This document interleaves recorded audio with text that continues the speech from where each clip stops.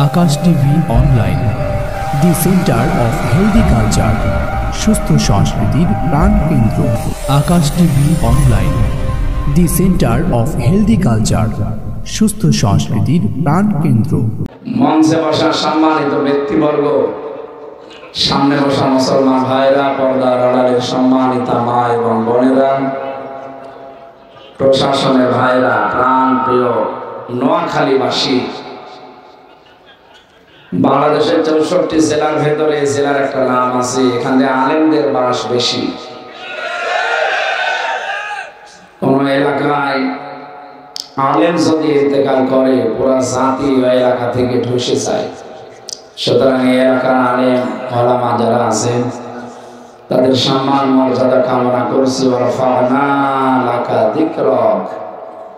আল্লাহ যেন তাদের মর্যাদা আরো বাড়িয়ে দেন। কোরআনে কারীম শোনার কিছু আদব আছে, বলার আদব আছে। আমি সেইটা সামনে নিয়ে বলতে চাই, আপনাদের ওইটা সামনে নিয়ে শোনা লাগবে।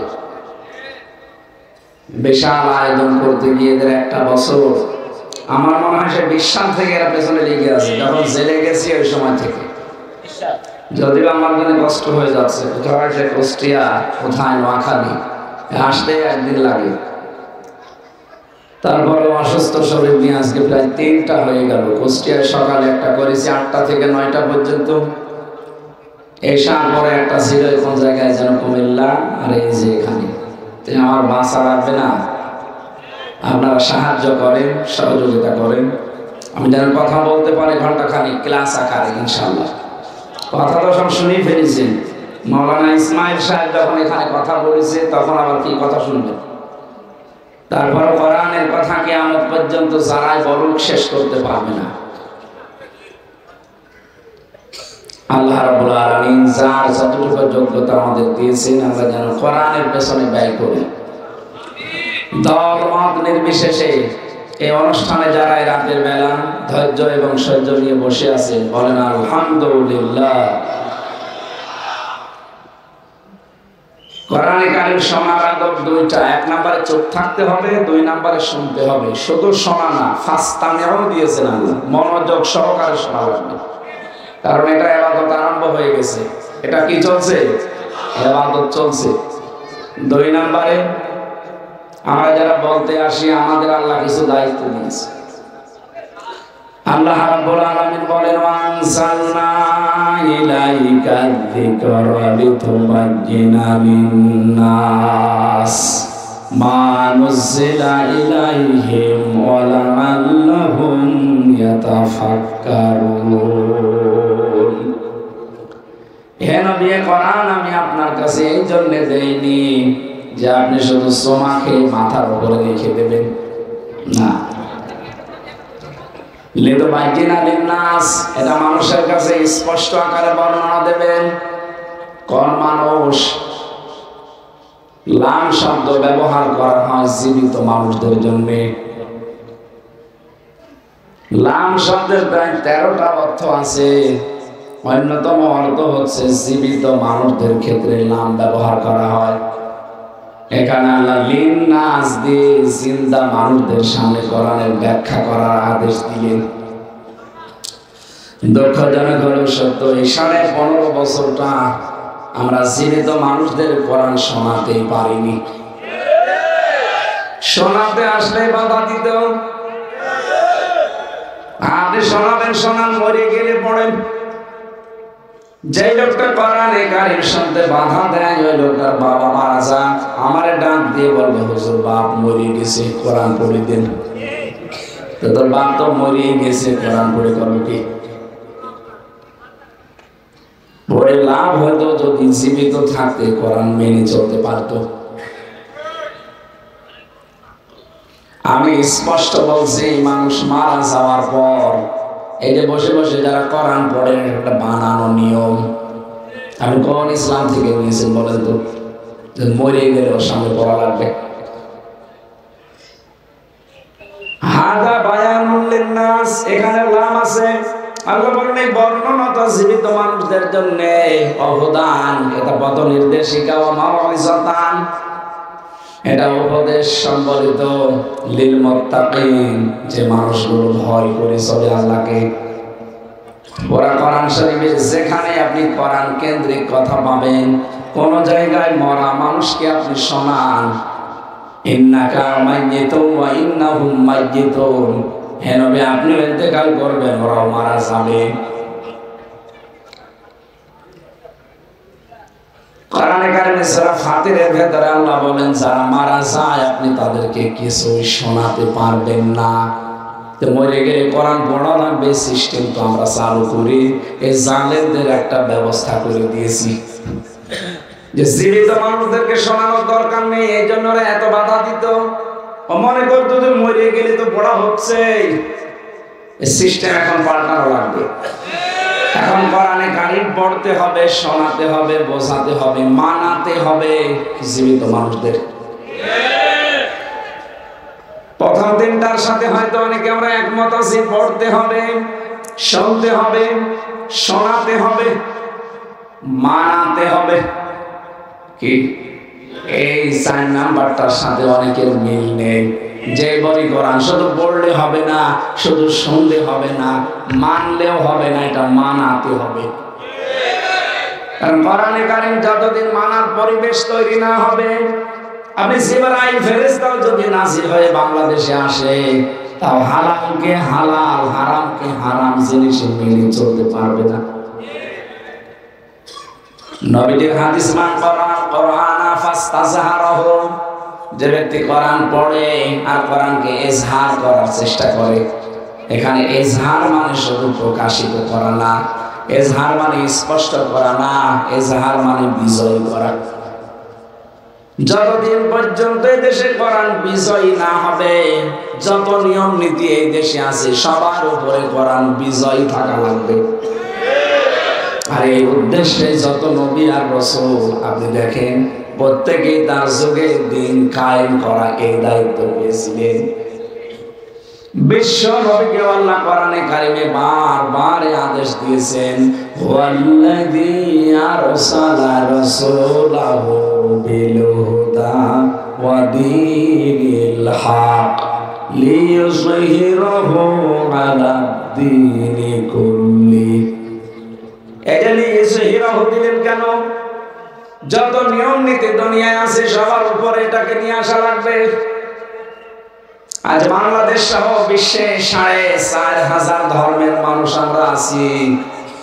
4,500 ধর্মের ভেতরে একমাত্র কেবলমাত্র শুধুমাত্র বিজয়ী হওয়ার মতো ধর্ম, দিন, জীবন ব্যবস্থা ইসলাম বা কোরআন। কোরআনে কারিম ছাড়া, ইসলাম ছাড়া পৃথিবীতে বিজয়ী হওয়ার কোন ধর্ম, দিন নেই। যা আছে ওগুলোর পেছনে সব মানুষের হাত আছে, আর কোরআনের পেছনে হাত আছে সরাসরি আল্লাহর। ইন্না নাহনু নাযালনা যিকরা ওয়া ইন্না লাহু লাহাফিজুন। অবশ্যই এটা আমি আল্লাহ নিজে নাযিল করেছি, আর এইটাকে আমি নিজে হেফাজত করব, দায়িত্ব নিয়ে নিয়েছি। এটা বাংলাদেশ সহ বিশ্বে আজ যারা আল্লাহর এই কোরআনের পেছনে বিভিন্ন কায়দায় লেগে আছেন, কোরআন প্রেমিক মানুষগুলোর পেছনে লেগে আছেন, সফল হতে পারবেন না। আপনি যতই চেষ্টা করেন শেষ বেলায় যে হুমড়ি খেয়ে পড়বেন। যারা পালিয়ে গেছেন তাদেরকে আহ্বান জানাচ্ছি, ষড়যন্ত্র বন্ধ করেন। আপনারা তো চলেই গেছেন, আবার কি করেন? যেখানে আছেন ওখানেই মরে যান না কেন? আমি বেগমগঞ্জ, এটা ওখানে বেগম পাড়া, এটা বেগমগঞ্জ না, এটা বেগম পাড়া। সাহেব পাড়ায় গিয়েছিলাম মালয়েশিয়া, ঘরগুলো সব তালা লাগানো, ও শয়তানরা ঘরে যে থাকে না, হোটেলে থাকে। যে হোটেলে উঠে দেখি 2-3টা শয়তান বসে আছে। কি বলো হুজুর, আমরা আগে পালিয়েছি।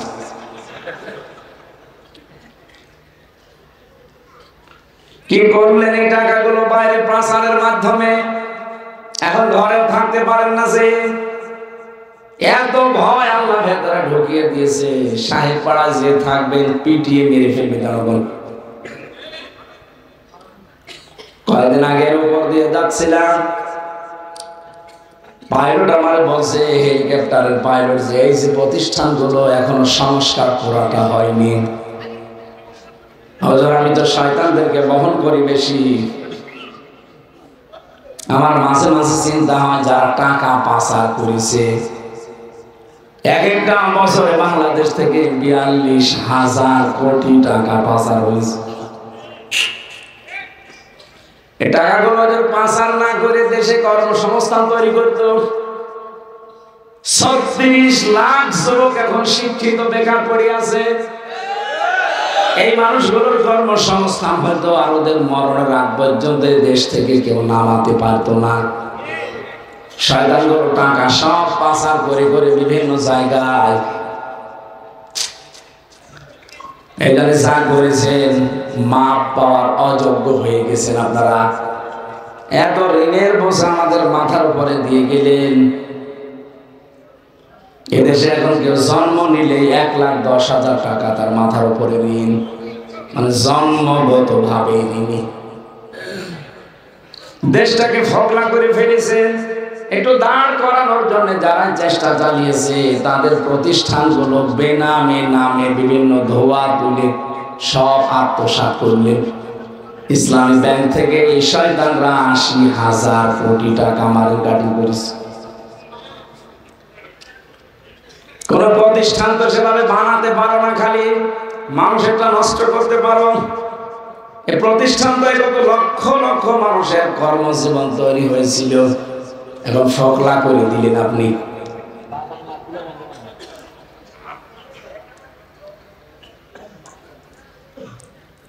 যাওয়ার সময় যে আমার দেশ পত্রিকা একটা রিপোর্ট বের করেছে, তাও ভিডিও আকারে, যারা পালিয়েছে 2 বোন, যাওয়ার সময় 14টা সুটকেস বিমানের যে পাইলট আছে বলছে সুটকেস গুলো উঠেছে, বলে হ্যাঁ চলো, কারোর সাথে কথা বলেনি। আপনার নোয়াখালীর কাওয়া কাকুর সাথেও বলেনি। কাওয়ার আছে বলবে যে চলে যাচ্ছে দোয়া করো, তাও বলেনি। দেশের মানুষকে তো বললই না, কাওয়াকেও বলেনি। এমনকি কাওয়া পালিয়ে যাওয়ার পরে ইন্ডিয়াতে নাকি দেখা করতে চেয়েছিল, রাজিও হয়নি, যে কাওয়া আমার দরকার নেই।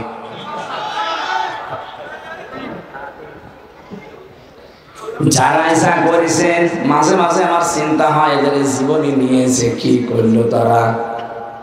আমাল হায়াতুদ দুনিয়া ইল্লা মাতাউল গুরুর। আল্লাহ বলেন পৃথিবীর এই জমিনটা পুরা ধোঁকা।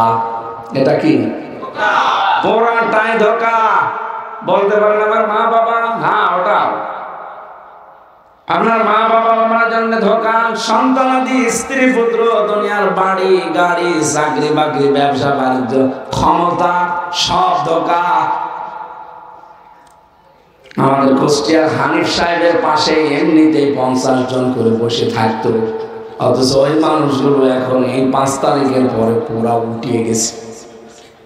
এখন তারাই শুকুরের বাচ্চা, কুকুরের বাচ্চা বলে গালি দেয়। ওই হারামের কারণে আজ আমাদের অবস্থা। অথচ 5 তারিখের আগে ওরা নবী মনে করে চলত। আমি নিজেরটা বলছি, মাথা হলগুলো এটা যে ধোঁকা, এটা আমি নিজে বুঝে ফেলেছি। যেখানে 3টা বছর আমি ফাঁসির কন্ডেম সেলের ভেতরে ছিলাম, এখানে আমি আরো বেশি বুঝেছি যে দুনিয়া আসলে ধোঁকা। এটা আমার যে পূর্বপুরুষ আছে, আমার বাবা, আমার দাদা, চোখ বন্ধ হোক, দেখেন আপনার সবচেয়ে আপন যারা বলতেন ওরাই পালাবে। আপনার স্ত্রী আপনাকে ভালোবাসে আমি জানি, আজকে মরার ভান ধরে পড়ে থাকেন।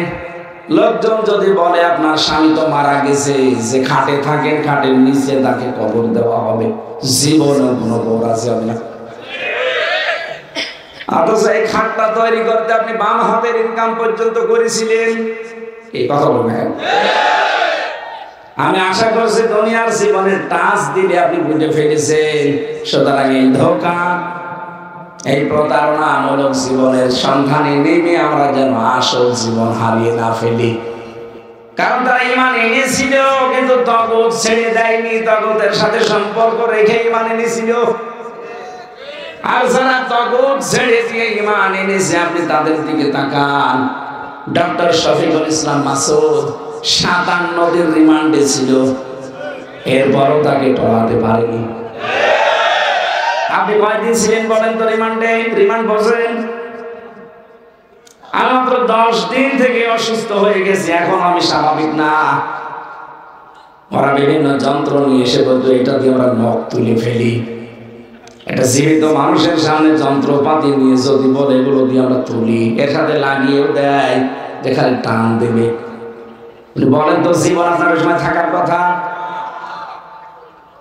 বিশেষ করে আয়না ঘর, যেটা মিনি আয়না ঘর, আমি তো ছিলাম 10 দিন, বিটটায় যেতে পারিনি।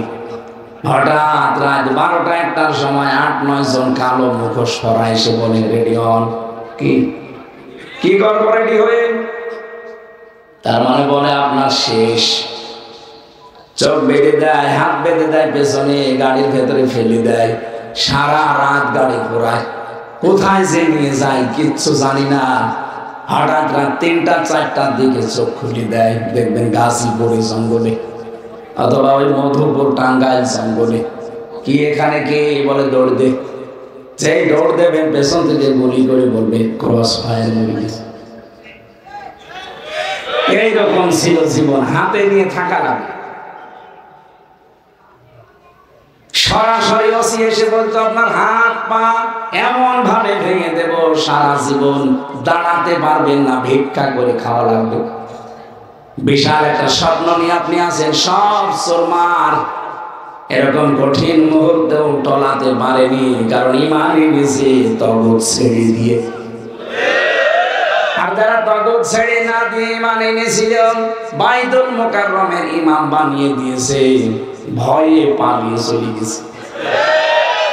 আপনি বলেন তো একটা মসজিদের ইমাম, সেও পালিয়ে চলে যায়। পরবর্তীতে এসেছিল কিছুদিন পরে ইমামতি নেওয়ার জন্য জোর করে জনগণ জুতা দিয়ে পিটিয়েছে। এরপরে আবার স্ট্যাটাস দেখলাম যে আমাকে জনগণ জুতা মেরেছে কিন্তু আমার গায়ে লাগে না। মানুষের কমন সেন্স কত নিচে নামতে পারে। এত নিকৃষ্ট অপমান করার পেছনে আমি কয়েকটা কারণ পেয়েছি। এরকম হাজারো আলেম, হাজারো ইমাম, হাজারো পীর দেশে ইমানের দাবি করে কিন্তু তাগুত ছেড়ে না দিয়ে। যে লোকটা নৌকা মার্কা নিয়ে দাঁড়াতে পারে তার ইমান থাকে কি করে? আমার তো মাঝে মাঝে আয়না ঘরের ওই দৃশ্য মনে হলে মনে হয় যে মানুষগুলো এখনো জালেমকে সাপোর্ট করে। এখনো দেখি অনেকে মোবাইলে স্ট্যাটাস দেয় জালেমের পক্ষে। মানুষ কি করেছে বুবু আমার পালিয়ে যাওয়া লাগবে, কি করেছে তোমার সাথে তো করেনি, তুমি তো ভালোই মাল কামিয়েছ। আগে কি সুন্দর মাল কামাইতাম আমরা, আসলে মাল কামিয়েছে। ভালো মানুষ বাড়ি থেকে ধরে নিয়ে গেল, আর পরের দিন পেপারে দিল যে আমির হামজাকে আমরা চোরা হাঁস থেকে নিয়েছি। ডাহা মিথ্যা কথা।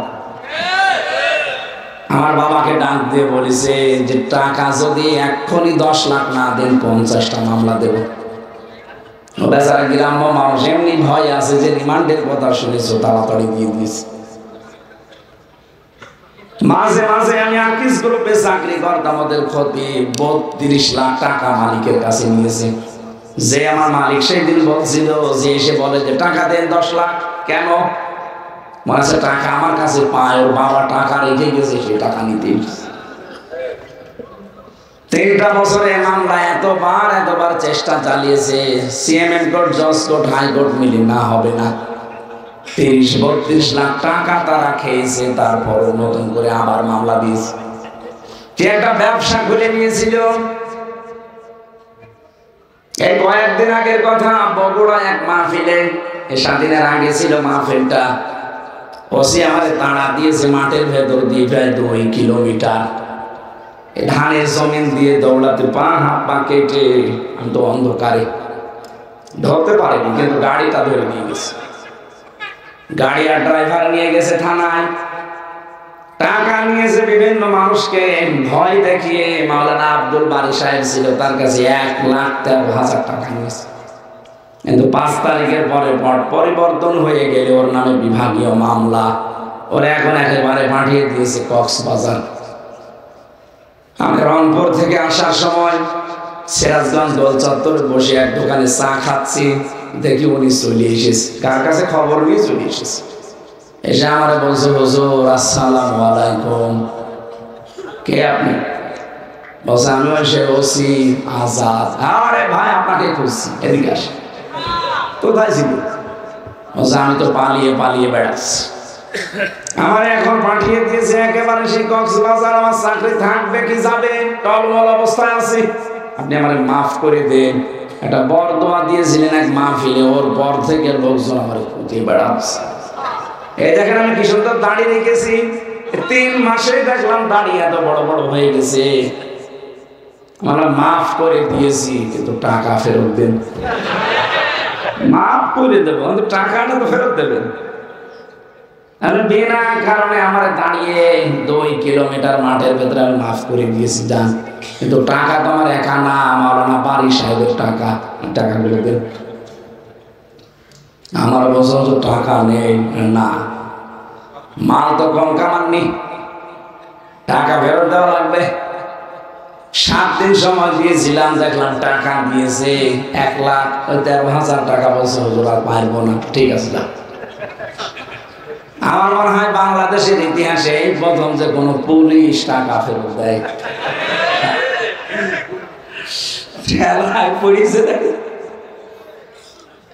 কি সিস্টেম ছিল মাল কামানোর।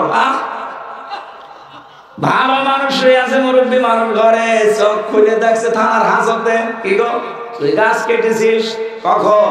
স্বপ্নে। আমাকে বেশি বলে ফেললাম? এইটা চলছিল দেশে, সারা দেশে এটা চলছে। সব জায়গায় বেশি এগুলো হয়েছে সাতক্ষীরা, চাঁপাইনবাবগঞ্জ, পাবনা। এই 3টা জেলা করা জাহান্নাম বানিয়ে ফেলেছিল। বোল্ডোজার দিয়ে ঘর বাড়ি সব ভেঙে দিয়েছে, একেবারে সরাসরি বাড়ি যাই। এই জায়গায় গুলি লাগিয়ে গুলি করছে। কত ভিডিও আমার মোবাইল আছে, কি আশ্চর্য গো। আমার কুষ্টিয়ার সাবেক এক এসপি ছিল, এক কুলাঙ্গার, ওর জন্মের ঠিক আছে বলে আমার মনে হয় না, কারণ আলেমদের নাম ধরে গালি দিত। বলেছিল আলেমদের হাত ভেঙে দেব, জেল খাটাবো। শুধু বঙ্গবন্ধুর মূর্তি কে যেন নাক ভেঙে দিয়েছিল, তাই ও মনে হচ্ছে নবীর চাইতো বঙ্গবন্ধুর আসল বাবা। এখন 2টা মার্ডার মামলার আসামি ধরা পড়েছে 3 দিন আগে। আমার মনে হয় ওরে এক্ষুনি 4-5টা ডিম দেওয়া দরকার।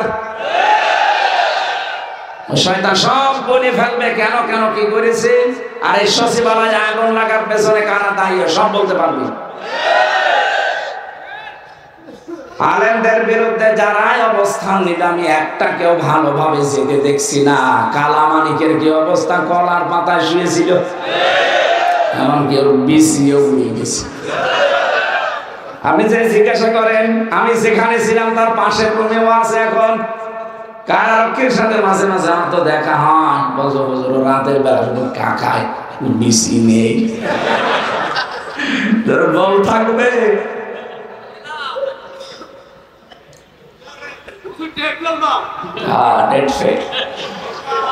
এই শয়তান আল্লামা সাঈদীর ব্যাপারে বলেছিল যে একে আমি ফাঁসি দিতে পারলাম না, আমার জীবনের বড় আফসোস।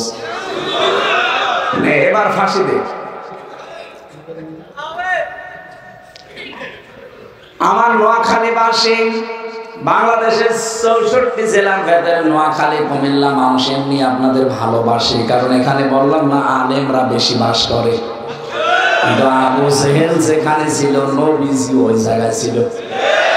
এখানে আলেম থাকলে কি হবে? মাওলানা ইসমাইল, মাওলানা ময়নুল, মাওলানা রফিকুল্লাহ আফসারি, পাশাপাশি শয়তান বড় বড়।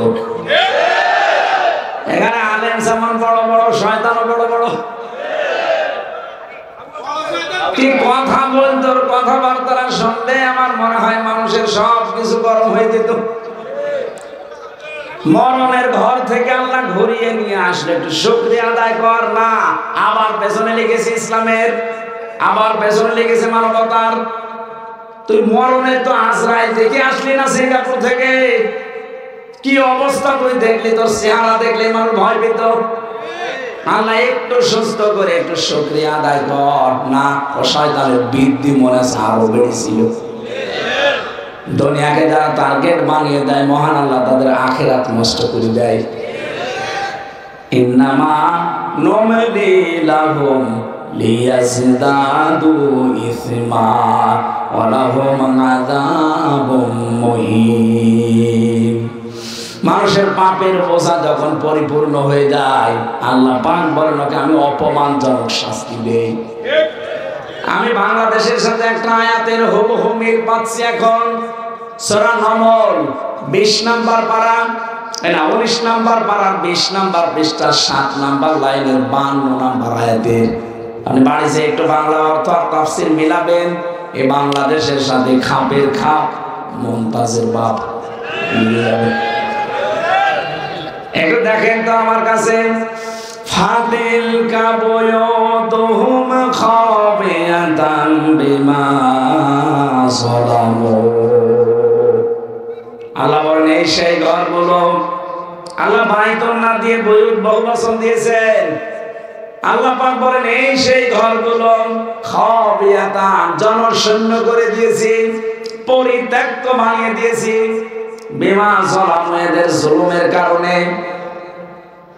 জালেমরা যেখানে যেখানে, সারা বাংলাদেশে 630টা থানা, কম বেশি প্রায় জায়গায় আমি গেছি, যেখানে জালেমরা জুলুম করেছে পুরা জায়গাটা পর্যন্ত আল্লাহ অভিশপ্ত করে দিয়েছে।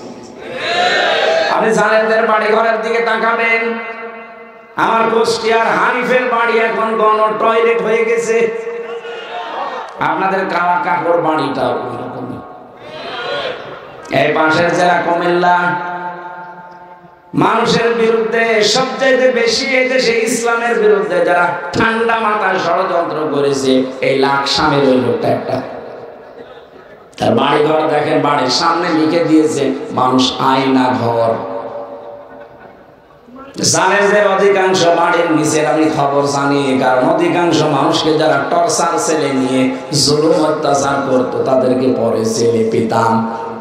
যত মানুষের সাথে ছেলে আমার দেখা, এই নোয়াখালীর একজন ছিল হাতিয়ায় বাড়ি, হাতিয়ায় জেলায় না, এই লোকটা একটা আলেম কওমি মাদ্রাসা। আমার সাথে পাশে ছেলে ছিল, কি এত অত্যাচার করেছে। আমার বলছে হামজা ভাই আপনার সাথে কি করেছে আমি জানি না, তবে আমার নিয়ে পায়ের ভেতর দিয়ে হাত ঢুকিয়ে পায়ের ভেতর দিয়ে হাত দিয়েছে, এরপর সামনে লোহার ব্যারিকেডের সাথে তালা লাগিয়ে দিয়েছে। 24 ঘন্টা এভাবে আমি তালা মারা, একদিন 2 দিন 5 দিন না। ওখানে আমি মানুষ শুনেছি নাকি 10 বছর 12 বছর 14 বছর পর্যন্ত একটা মানুষ পড়ে আছে, ও জানি না যেটা কোন বছর, ওর নাম কি তাও ভুলে গেছে। এক একজনের নখ এত বড় বড় নখ হয়ে গেছে। মাঝে মাঝে রাতের বেলা চোখ যখন খুলে নিয়ে যেত, আমার তো রাত 11টা 12:30 1টার সময় নিয়ে যেত, জোহরের সময় নিয়ে যায়, আর রাত 11:30 12টার সময় নিয়ে আসে, টাঙিয়ে রাখে, 11-12 ঘন্টা টাঙিয়ে রাখে। আমার মতো একটা দুর্বল মানুষ, আমি এমনি চলতে পারি না, মাথায় দড়ি লাগিয়ে মনে হচ্ছে ছাগল টেনে নিয়ে যাচ্ছে। পেছনে হ্যান্ডকাপ লাগায়, সামনে দিলে তো হয়, পেছনে লাগিয়ে দেয় যেন হাত কেটে যায়। পায়ের সাথে ডান্ডা বেড়ি লাগিয়ে, চোখে কালো কাপড় দিয়ে বেঁধে দিয়ে যখন নিয়ে যেত, বলতাম একটু খুলে দেন দেখি কোন জায়গা। যদি একটু উঁচু করে দিত, ওই চোখটা দিয়ে দেখতাম কেউ কেউ লিখে রেখেছে দেওয়ালের সাথে, এত বড় বড় নখ হয়ে গেছে, খুশিয়ে খুশিয়ে ভাঙা ভাঙা করে লিখত যে ভাই কেউ যদি বাইরে যেতে পারেন এই নাম্বারটায় বলবেন যে আমি বেঁচে আছি।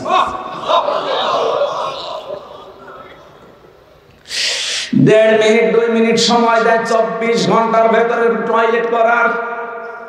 আরে ভাই বসতে বসতে তো 1 মিনিট চলে যায়। সকালবেলা আসে 9টা-10টার দিকে কয়েকটা পচা ছোলা নিয়ে, পারলে খান না পারলে ফেলে দেন। দুপুর বেলা 1 মুঠ ভাত দেয়, তা মনে হচ্ছে কেউ মাখিয়ে দিয়েছে। এ কঠিন পরিস্থিতি আপনি তৈরি করেছিলেন। বড় বড় বিগ যেগুলো আয়নাঘর আমি শুনেছি, প্রত্যেকটার সাথে তল দিয়ে সুরঙ্গ করে ভারতের সাথে লাইন করা আছে। বেশি ঝামেলা করবেন, মেরে ওখান থেকে পাঠিয়ে পরে পশু পাখির খাবার বানিয়ে দেবে।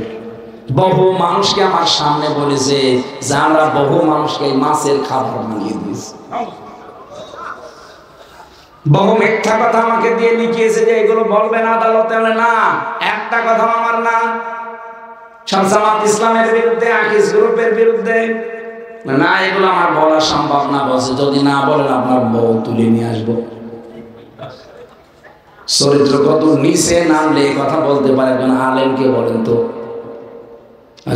হ্যাঁ, একটা হিন্দু আমি পাইনি। রিমান্ডে যত অফিসার পেয়েছি সব মুসলমানের নাম। জনাব আতিকুল ইসলাম ভূঁইয়া, শেখ ইমরান হুসাইন, আসাদুজ্জামান, জাহিদ হাসান, মিজানুর রহমান, মনির খান, একটা কি হিন্দু? অথচ আল্লাহর ভূত ধরতো। রিমান্ডে আমার মামলার প্রশ্ন আমাকে করেন না। কোরআন শরীফের একটা আয়াতের বাংলা বলার পর বলতো না, এটা আমার আল্লাহ ঠিক হয়নি। বলেন আল্লাহর যারা ভুল ধরতে পারে আমারে তারা ছাড়বে? আল্লাহ বলেন জালেমদের এই বাড়ি পর্যন্ত আমি অভিশপ্ত বানিয়ে দিয়েছি। এখানে এখন দেখবেন খাওয়াতান জনশূন্য হয়ে গেছে। এ পর্যন্ত আল্লাহ শেষ করেননি। এর পরের অংশ আমাদের জন্য। ইন্না ফি যালিকা লায়াতান লিকাউমিন ইয়ালামুন। লামে তাকিদ আছে, অবশ্যই এর ভেতরে শিক্ষা আছে যারা জ্ঞানী তাদের জন্য। এখান থেকে আমাদের শিক্ষাটা কি? এত বড় জুলুম করে আল্লাহ কিন্তু ছাড় দিয়েছিলেন, কিন্তু ছেড়ে দেন। কথা বলেন না কেন? আগামীতে যারা চেয়ারে বসবেন 5 বছরের জন্য, অনেকে কিন্তু আশা করে বসে আছেন, থালা হাতে পায়, দেখেন কি করে, কি করবেন। বিভিন্ন কায়দা তো আরম্ভ অনেকে করে দিয়েছেন। সাবধান, যদি একবার ধালা পেয়ে আবার ওই জালেমদের মতো শুরু করেন, 5 বছর পরে আপনার বাড়িও গৃহহীন হয়ে যাবে। কয়টাও জনগণের টয়লেট হবে। এগুলো সতর্ক করছে, বিশেষ করে আমাদের প্রতিবেশী নামে কলঙ্ক। তাম দুনিয়ার নিকৃষ্ট জাতি হিসাবে এখন পরিচিত এই উগ্রপন্থী হিন্দুরা। আপনি ইন্টারনেট গুলো দেখেন, মাইক্রোসফট এবং ভয়েস অফ আমেরিকার যতগুলো তথ্য আমি নিজে নিজে দেখেছি, প্রত্যেক জায়গায়, একটা তো মুসলমান না, প্রত্যেকে অমুসলিম। তাম দুনিয়া দিয়ে তারা 257টা রাষ্ট্র নিয়ে জরিপ করে। তাম দুনিয়ায় জরিপ হচ্ছে এখন এইটা, পৃথিবীর সবচাইতে বড় মিথ্যুক জাতি এই হিন্দুরা। সব হিন্দু না, উগ্রপন্থী যারা মোদির ভক্ত তারা। 2 নম্বরে বাংলাদেশ সম্পর্কে মাইক্রোসফট এরা রিপোর্ট দিয়েছে, এই বাংলাদেশে এতদিন পর্যন্ত যারা দায়িত্বে ছিলেন, স্বাধীনতার পর থেকে আগস্টের 5 তারিখের পর থেকে 4 মাস সবচাইতে বেশি হিন্দুরা শান্তিতে আছে। অথচ তাদের কাজ কারবার দেখছেন কি করছে তারা? প্রতিবেশীর নাম নিয়ে আল্লাহর ঘর, আজকে একটা ঘর ভেঙেছে মসজিদ। 1000 বছর আগে আপনার বাপ দাদারা আল্লাহর ঘর কাবা শরীফ ভাঙতে এসে কাজ মাকুল হয়ে গেছে। কথা বলবেন না? আপনাদেরকে আমি সতর্ক করছি, কারণ প্রতিবেশী। এখনো কিন্তু আল্লাহ আবাবিল পাঠাতে ভুল করবেন না। সারা বিশ্বের মানুষেরা মাটির নিচে কেউ তেল পায়, কেউ গ্যাস পায়, কেউ স্বর্ণ পায়, কেউ লোহা পায়, আর শয়তানরা খালি মন্দির পায়। বলে না, এখানে 500 বছর আগে মন্দির ছিল। এলাকাকে 850 বছর মুসলমানরা শাসন করেছে। আমাদের ধর্মে বাড়াবাড়ি নেই, জবরদস্তি নেই। তাই নাই যদি এগুলো থাকতো আপনাদের মতো, 850 বছর আমরা শাসন করেছি, একটাও হিন্দু থাকার কথা ছিল না। পৃথিবীর ইতিহাস দেখাতে পারবেন যে কোন মন্দির ভেঙে আমরা মসজিদ বানিয়েছি? বলেন। এখন যদি বলি ঢাকার শামীবাগের ইসকন মন্দির, এটা 1000 বছর আগে মসজিদ ছিল, ভেঙে ফেলি, কি করবেন আপনি? এখানে 96% মুসলমান। আমাদের ধর্মে জোর নেই, জবরদস্তি নেই, এই জন্য আমরা কিছু বলি না। এতদিন চাই করেছেন আমাদেরকে মেরেছেন, আমরা কিছু বলিনি, কিন্তু এখন আপনারা আল্লাহর ঘরে হাত দিয়ে আরম্ভ করেছেন। গজব আসলে শুধু আপনারা মরবেন না, প্রতিবেশী হিসাবে কিছুই যদি না বলি আল্লাহ আমাদেরকেও ছাড়বেন না। আশা করবো আপনারা এই মারাত্মক অপরাধটা বন্ধ করবেন। সারা দুনিয়া ধিক্কার দিচ্ছে, কারো সাথে ওদের মিল নেই। আপনি জানেন ওদের কারোর সাথে মিল নেই। পাকিস্তানের সাথে ওদের মিল নেই, আফগানিস্তানের সাথে মিল নেই, ভুটানের সাথে নেই, মালদ্বীপের সাথে নেই, নেপালের সাথে নেই, মায়ানমারের সাথে নেই, বাংলাদেশের সাথে ছিল এতদিন কন্যার কারণে, কন্যা নেই, মিল নেই। চীনের সাথে ওদের মিল নেই। আপনাদের ছাড়া যদি এতগুলো দেশ সব চলতে পারে, বাংলাদেশ ভারত ছাড়া চলবে, কোনো অসুবিধা নেই। প্রতিবেশী যদি প্রতিবেশীর মতো থাকতে পারেন, সম্মান দেব। প্রতিবেশী যদি মালিক হওয়ার চেষ্টা করে, কথা বলেন না কেন? আমাদের কিচ্ছু না থাকতে পারে, হালকা পাতলা ঈমান আছে, আমাদের মনুষ্যত্ব আছে আর ব্যক্তিত্ব আছে। এমনি কাউকে সম্মান দেয়, কিন্তু কারো খবরদারি আমরা মানি না। আমাদের স্বাধীন দেশ, স্বাধীনভাবে চলতে দেন, নিজেরাও স্বাধীন মতো থাকেন। কারো সাথে তো মিল নেই আপনাদের। খ্রিস্টান মেয়েদেরকে আপনারা উলঙ্গ করে রাস্তায় হাঁটিয়েছেন। ডোনাল্ড ট্রাম্প এমনি রেগে গেছে, সে একজন খ্রিস্টান।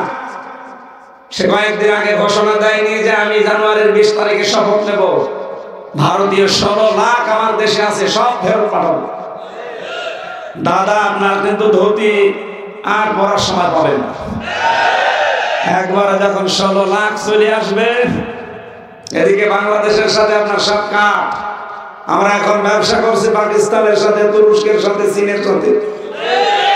আপনার আলু পেঁয়াজ সব পচতেছে এই মিথ্যা কিছু সংবাদ পরিবেশনের কারণে।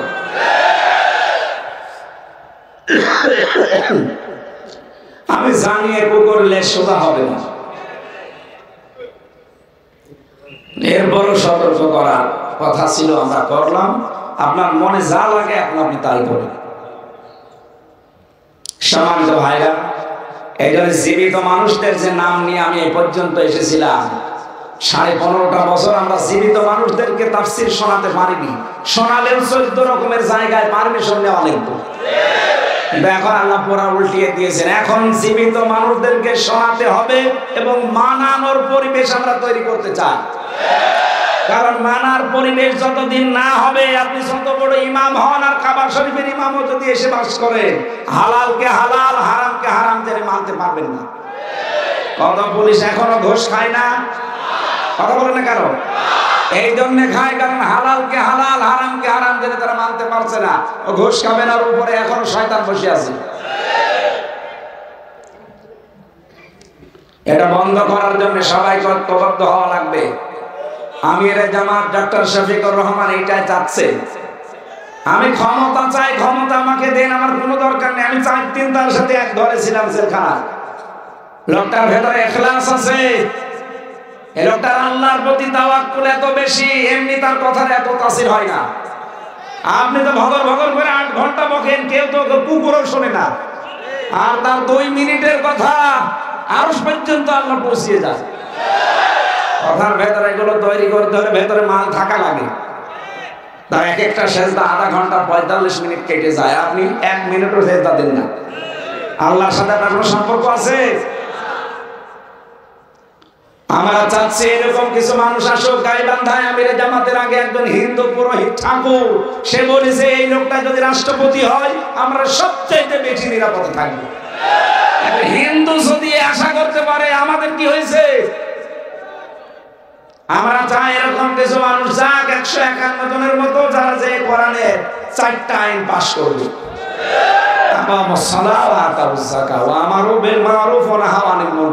এই চারটা কাজ যদি সংসদে পাস হয়, বাংলাদেশ একদিনের ভেতরে দেখবেন মিনি জান্নাত হয়ে গেছে। এটা ওয়াজ করার কাজ না, এটা বাস্তবে দেখানোর কাজ। আমরা সেই পরিবেশ তৈরি করতে চাই না। পরের শব্দে আল্লাহ দিয়েছেন আল্লাহুম ইয়াতাফাক্কারুন, যারা বসে বসে শুনতেছেন আপনাদের কাজ এই কথাগুলো নিয়ে বাড়িতে চিন্তা ভাবনা করা। বৈষম্য বিরোধী ছাত্র আন্দোলনের দফা ছিল কয়টা? 9টা। কয়টা? আজকের তেলাওয়াত কিন্তু আছে 6 দফা আছে। ওদের বানানো 9 দফা ছিল, এখানেই 6টা আছে। 1 নম্বরে তারা সব সময় বলতো ওই ওয়ান, বলতো না কথা। এর প্রথম শব্দ এটা। আল্লাহ ওইটা জানিয়েছেন ইন্নাল্লাহা ইয়া'মুরু বিল আদলি, ন্যায় বিচার কায়েম করা। তারাও তো চাইতো ন্যায় বিচার।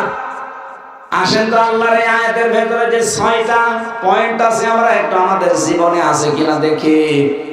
ইন্নাল্লাহা, অবশ্যই আমি আল্লাহ, ইয়া'মুরু, আদেশ করছেন, বিল আদলি, তোমরা ন্যায় বিচার কায়েম করো, ওয়াল ইহসান, সদাচরণ করো, ভালো ব্যবহার করো, মানবতাকে ঠিক রাখো। 3 নম্বরে ইতাইদিল কুরবা, নিকট আত্মীয় স্বজনের খোঁজ খবর রাখো, বৈষম্য দূর করো। ওদের যে 9টা পয়েন্টের ভেতরে এটা ছিল না যে আমরা বৈষম্যহীন বাংলাদেশ চাই। আল্লাহ পাক বলেন ওয়ায়ানহা আনিল ফাহশাই ওয়াল মুনকারি ওয়াল বাগয়, আমি নিষেধ করলাম তোমাদের আরো 3টা কাজ। 1 নম্বরে তোমরা অশ্লীল কাজ করবে না, 2 নম্বরে মন্দ কাজে জড়াবে না, 3 নম্বরে সীমা লঙ্ঘন করবে না। এওয়াইসুকুম, তোমাদেরকে তিনি আদেশ দিচ্ছেন, ওয়াজ করছেন, লাআল্লাকুম তাযাক্কারুন, আশা করা যায় আল্লাহর ওয়াজ মেনে নিলে তোমাদের উপকার হবে। এবার আসেন তো আল্লাহর পয়েন্ট। প্রথম পয়েন্টটা ছিল বিল আদলি, ন্যায় বিচার। কি বিচার? ন্যায় বিচার আছে দুনিয়ায়।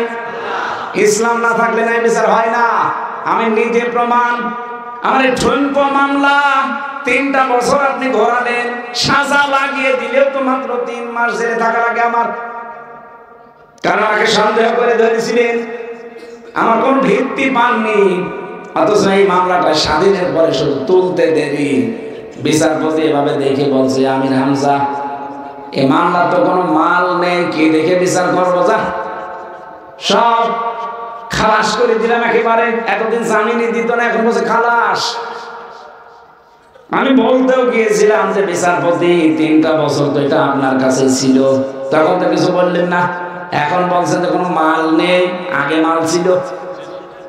আমার এই কথাই বলতো যে হুজুর আমার কিছু করার নেই, আমার হাত বাঁধা ছিল। কথা বলেন না কেন? 1628টা চেয়ার এই দেশে এখন আছে। কয়টা? 1628টা মেন চেয়ার। এই চেয়ার না, যারা পালিয়েছে ওদের থেকে শুরু করে আপনাদের উপজেলা চেয়ারম্যান পর্যন্ত, এখন তার উপজেলা চেয়ারম্যান নেই, থাকবে কি? 2008 থেকে 24 পর্যন্ত যারা নির্বাচনের নামে প্রহসন করে, কেউ উপজেলা চেয়ারম্যান, কেউ মেয়র, কেউ এমপি, কেউ মন্ত্রী, কেউ প্রধানমন্ত্রী, জীবন আপনি পরিচয় দেবেন না যে সাবেক এমপি, কারণ আপনি একটা চোর। পোস্টারে যদি লেখেন এতটুকু লিখবেন যে সাবেক চোর। হ্যাঁ, সাবেক এমপি আপনি লিখতে পারেন না। আপনাকে আমরা ভোট দেইনি। এই কথা বলছেন না কেন? আমরা ভোট দিয়েছি আপনাকে। আমার এখন 33 বছর বয়স। 18 বছর থেকে শুরু করলো, আমি 3 বার ভোট দিতে পারি। কই, একবারও পারিনি। একবারও যদি আমি না পারি, পেরেছে কে? এক চাষি বিকালে পরে ভোট দিতে গেছে, বলছে চাষি আপনি এখন আসলেন, সকালে চাষা ভোট দিয়ে গেল, সময় আসতে পারলেন না? তোমার চাষা তো 8 বছর আগে মারা গেছে। কি ভোট হয়েছে, কি আশ্চর্য দেশ গো। আর ওরা লেখে সাবেক এমপি, সাবেক মন্ত্রী। যত টাকা খেয়েছেন এই 16 বছরে সব টাকা ফেরত দেওয়া লাগবে, নয়তো 18 কোটি মানুষের পক্ষ থেকে কোনো মাপ নেই। কিসের রাস্তা ফেরত পড়েন আপনি? আমার সাথে বসেছি এই পাশে আপনাদের ফেনি না, এখানকার আমি নাম নিলাম না, এই ছিল আমার সাথে 8 বছর জেল। তার মাঝে মাঝে ফাঁসির কন্ডেম ছেলে এসে আমার তো 24 ঘন্টা তালা লাগানো। 24 ঘন্টা সিসি ক্যামেরা দেওয়া, তালা লাগিয়ে ক্যামেরা দিয়ে আবার কারারক্ষী বসিয়ে রাখি। এত ভয় পেত আমার শরীর চলে না, আর ভয়ে ওরা বাঁচে না। চার দেওয়াল ভেঙে মনে হয় চলে আনি মাওলানা মামুনুল হক আর আমি রামজা বাঘের মতো ভয় পাই। কি আমি কি বলি এত বলেন তো? আমার মতো নরম ওয়াজ বাংলাদেশে কেউ করে না। একেবারে নরম নরম কথা বলি না, আপনি যা বলেন সব কইছে গিয়ে লাগে। আপনি তো কাজ করেন ওইরকম, তো কলিজাই লাগবে। আমার এসে বলছে হুজুর আমি একটা তওবা করেছি, দেখেন তো আমার তওবা কত দূর গেল। সেই নির্বাচনে আমি রাত 12টার পর থেকে ভোট কাটা আরম্ভ করেছিলাম। আমার যা দলবল আছে এদেরকে নিয়ে একেবারে ফজরের আজান পর্যন্ত বাক্স ভর্তি করে জায়গা মতো সবগুলো পাঠিয়ে দিলাম। এবার পবিত্র হওয়ার জন্য গোসল করলাম, ওযু করে 2 রাকাত নফল নামাজ পড়ে বললাম আস্তাগফিরুল্লাহ। ওদের আমার তওবা কত দূর না, কত দূর না, মাথার উপরও যায়নি। কিসের তওবা? আপনি কি আল্লাহর কাছে দোষ করেছেন যে আস্তাগফিরুল্লাহ পড়ছেন? আপনি দোষ করেছেন হামজার কাছে। আর কথা বলেন না কেন? 3.5 লাখ 4 লাখ হামজা লাগে একটা এমপি বানাতে, আর আপনি একাই বানিয়ে ফেললেন। আপনি যদি মাপ পেতে চান, জেল থেকে যদি কোনোদিন ছাড়া পান, তাহলে ওই এলাকায় আপনি তো দায়িত্বে ছিলেন ফেনি, এখানে 2.5 লাখ 3 লাখ 4 লাখ মানুষের যাদের ভোট আপনি কেটে কেটে নিজে ভরেছেন, তাদের কাছে যাবেন, তাদের কাছে স্বীকার করবেন। ওরা যদি বলে ঠিক আছে মাফ করতে পারে, 2টা করে লাথি দেব, তাই লাভ যা বলবে তাই করবে। কারণ আমার তাওবার নিয়ম হচ্ছে অপরাধ যার কাছে স্বীকার করবে। কিন্তু বাংলাদেশের মানুষ এটা উল্টিয়ে ফেলেছে। এই দেশে জমি জায়গা মারে, এই দেশে টাকা পয়সা মারে, আর কাবার গিলাপ ধরে বলে মাফ করবে। তো টাকা মারলে নোয়াখালী, আর কোথায় যে কি করিস?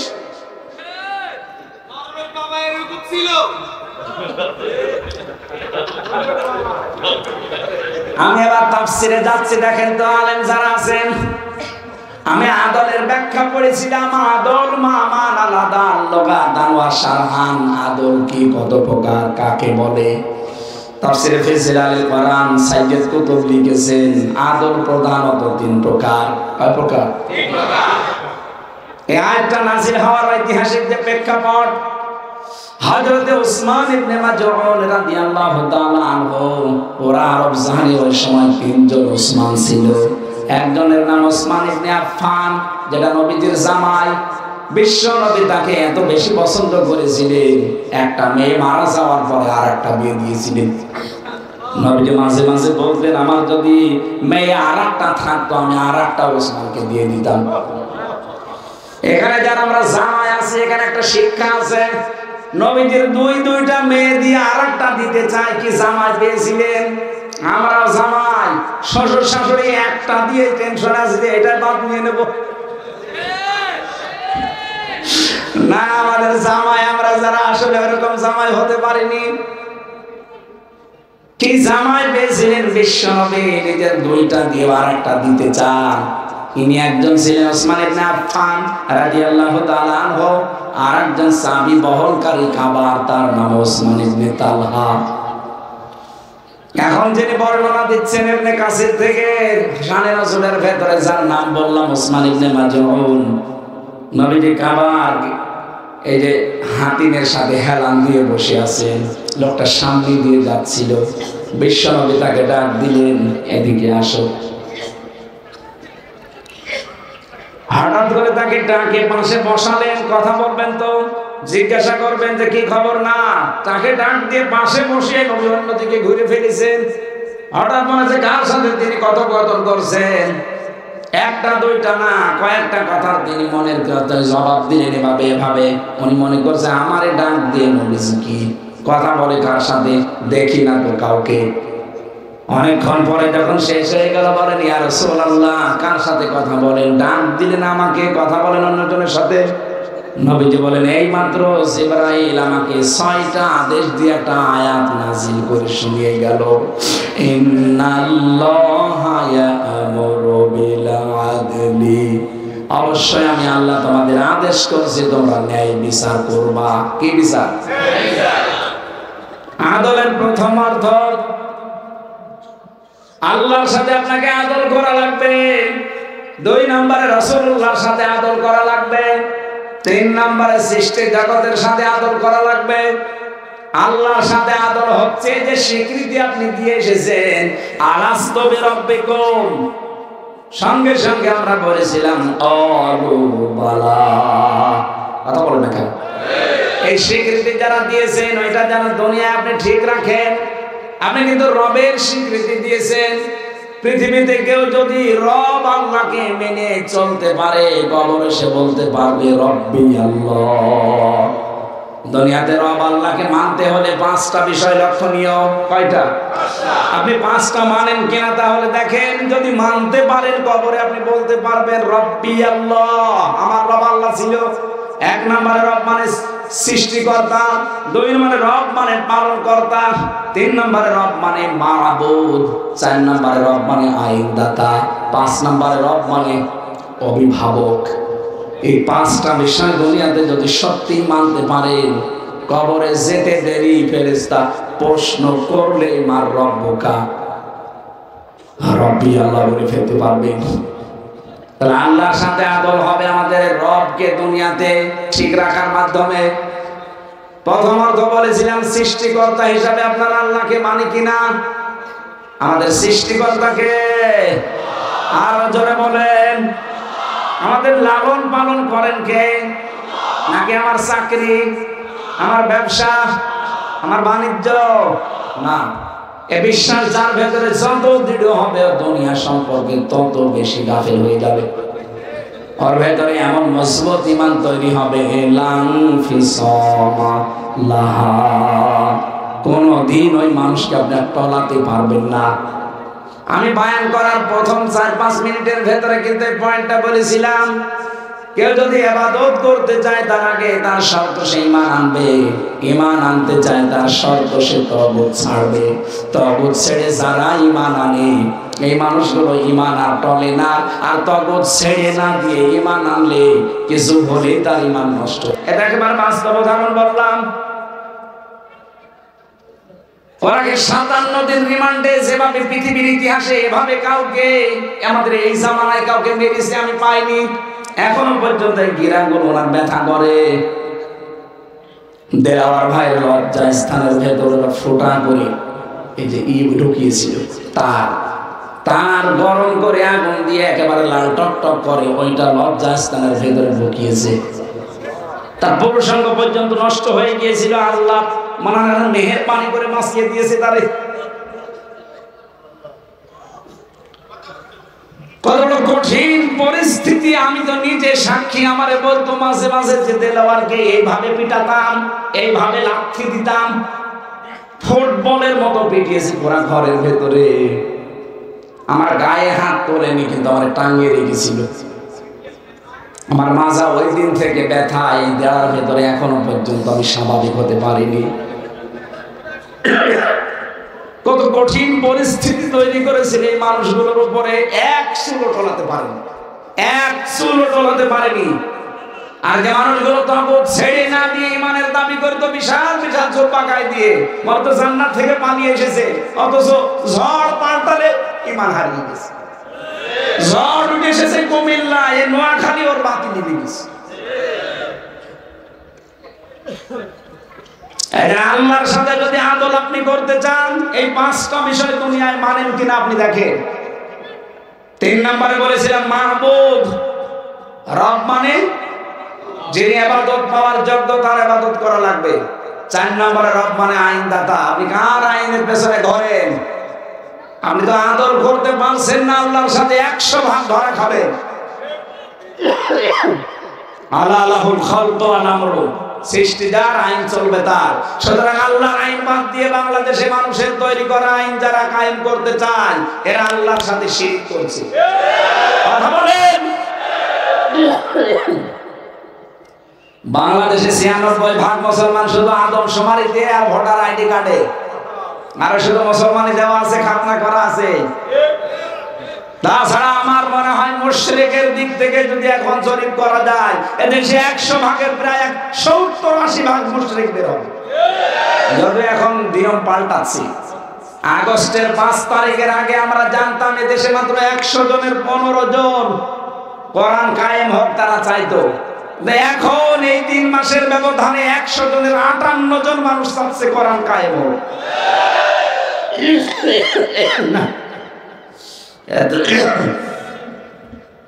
তো ঝামেলা হলে কথা বলা তো সমস্যা। একটা কিছু দিয়ে বাতাস দেওয়া যায় না, এটা দিয়ে 1-2 মিনিট দেন তো, মানে ঘেমে যাচ্ছে তো এই কারণে। হ্যাঁ আমি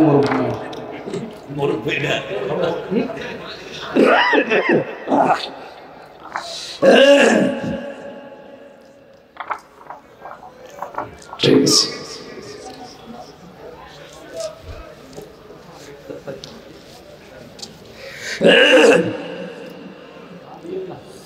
এখন ঘুমানো দরকার আর রেস্টে থাকা দরকার। এইভাবে মানে ঘোড়ার মতো ছুটি বাড়ালে শরীর ভালো মেলা রাত হয়ে গেছে। আদলের 2 নম্বর অর্থ রাসূলুল্লাহ। রাসূলুল্লাহর আদর্শ প্রতিষ্ঠা করার মাধ্যমে আদল দেখানো যায়। 3 নম্বরে আদল সৃষ্টি জগতের সাথে। এই সৃষ্টি জগতের ভেতরে আমরা আরম্ভ করেছিলাম তাফসীর থেকে, মানুষের সাথে আদল। ন্যায় বিচার মানুষের কাছে প্রতিষ্ঠা করার দরকার আছে না? আল্লাহর প্রথম নির্দেশ এইটা। এই 54 বছর পার হয়ে গেল, ন্যায় বিচার কি খালি শুনেছি, কোনোদিন দেখিনি। আর যেটা দেখি নাই সেটা শুনেছি। হযরত ওমর ন্যায় বিচার করেছিলেন, নিজের ছেলেকে পর্যন্ত ছাড় দেন। ওইরকম একটা পরিবেশ আমরা দেখতে চাচ্ছি চর্মচোখে। আপনারা চান না? চান না? চান না? চান না? চান না? চান না? চান না?